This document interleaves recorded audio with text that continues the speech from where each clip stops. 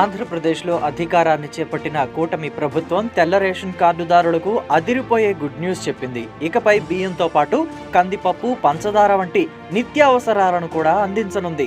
CM Chandrababu ఆదేశాల మేరకు పౌర సరఫరాల శాఖ అధికారులు కందిపప్పు సేకరణకు చర్యలు తీసుకున్నారు.